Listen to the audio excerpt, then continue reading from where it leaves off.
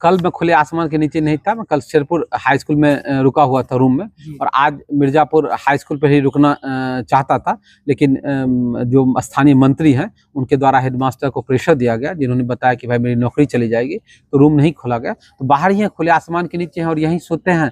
Morning में आप आइए, 6 बजे उठेंगे, सत्तू पियेंगे और फिर चल देंगे नई यात्रा पर। पद यात्रा को देखते हुए जो है उनका भी प्लानिंग चेंज किया गया है। पद यात्रा बिल्कुल, आज जैसे मीडिया बंधु से बात हो रही थी, मालूम चला कि माननीय मुख्यमंत्री की अध्यक्षता में बैठक हुई और परसों जदयू के लोग नरघोगी में बैठक करा रहे हैं, जिसमें मीडिया को प्रेशराइज किया जा रहा है कि भाई आप कोई खबर मत इस तरह से चलाइए, और वो पदयात्रा निकाल रहे हैं। पदयात्रा का स्वागत होना चाहिए। वो भी माननीय मंत्री लोगों के बीच में जाए तो उन्हें पता चलेगा कि लोग उनसे कितने नाराज हैं, लोग उनको गाली दे रहे हैं। हास्यास्पद ये है कि जो व्यक्ति खुद को जननेता होने का दावा करता है, 1983 से इस क्षेत्र का प्रतिनिधित्व करता है, वहां बहुत ऐसे लोग हैं जिन्होंने कहा है कि मैं आज तक देखा ही नहीं है, मैं पहचानता ही नहीं हूं कि विजय कुमार चौधरी कौन है। ये जनता का प्रेशर है, ये जनता का प्रेशर है, और इसलिए वो बैकफुट पर आ रहे हैं।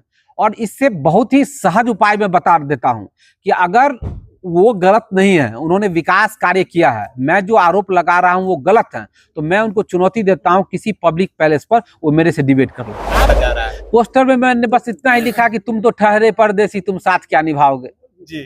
बस यही मेरा पोस्टर है कि भाई तुम तो परदेसी हो, तुम तो हो नहीं सरायरंजन के, तुम उजियारपुर के हो।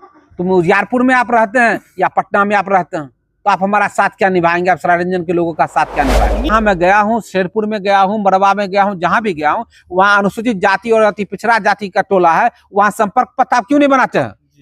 अभी तक आपने क्यों नहीं बनाया? मैं सीधा सवाल पूछता हूँ कि जो आपके पावर का, आपके क्षेत्र का चीज है, उस पर आप जवाब दीजिए कि क्यों नहीं किया। बात मत घुमाइए, पदयात्रा मत निकालिए, मीटिंग मत कीजिए, वो जो करना है कीजिए, लेकिन आप इसका उत्तर दीजिए, और आपको उत्तर देना पड़ेगा। और ये मेरे कार्यकर्ता को धमका के, पोस्टर रोकवा के, स्कूल प्रिंसिपल को धमका के आप चाहिएगा कि हम यात्रा रोक दें या बोलना रोक दें, नहीं। दो ही शर्त पर हम आपकी बात मान सकते हैं, या तो मेरी आप हत्या करवा दीजिए, या तो आप मेरी हत्या करवा दीजिए तब, और नहीं तो आप क्षेत्र छोड़ के उजियारपुर चले जाइए।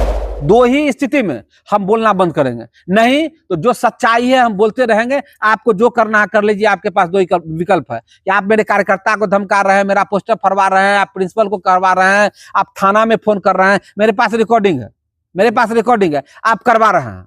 आप कहिए, चुनौती दीजिए हमको, हम रिकॉर्डिंग देते हैं और माननीय मंत्री उसका जांच करवाए कि वो रिकॉर्डिंग का आवाज किसका है, वो करवाएंगे। आप मुझसे पूछिए माननीय मंत्री से कि हम रिकॉर्डिंग देते हैं और जांच करवाएंगे कि किसका रिकॉर्डिंग है, और जिसका रिकॉर्डिंग होगा उस पर कार्रवाई करेंगे। वो आपसे कहीं मिलेंगे नहीं, क्योंकि 5,000 रुपया लगेगा उनसे मिलने के लिए। तो अगर मिलेंगे कभी तो सवाल कीजिएगा कि अमुक आदमी कुणाल कुमार आपसे सवाल किया है कि आपका आदमी, आपका पेट गुर्गा जो है, आप जिसको सुपर विधायक बनाए हुए हैं, उन लोगों को धमका रहा है, उसका पोस्टर फरवा रहा है, उसकी हत्या की साजिश रच रहा है, और उसका आवाज टेप किया हुआ है। आप उसका जांच कराएंगे? बस सीधे शेरपुर के बखोबा घाट पर अभी तक पुल निर्माण के संदर्भ में माननीय मंत्री के द्वारा क्या किया गया?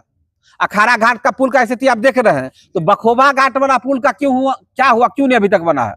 ये जवाब भी माननीय मंत्री महोदय को देना चाहिए। इसके अलावा एक चीज और कहेंगे कि 1972 में से विद्यापति उगना महादेव मंदिर को पर्यटन स्थल के रूप में विकसित करने की मांग यहाँ के स्थानीय लोगों द्वारा की गई थी, लेकिन उसको नहीं स्वीकार किया गया।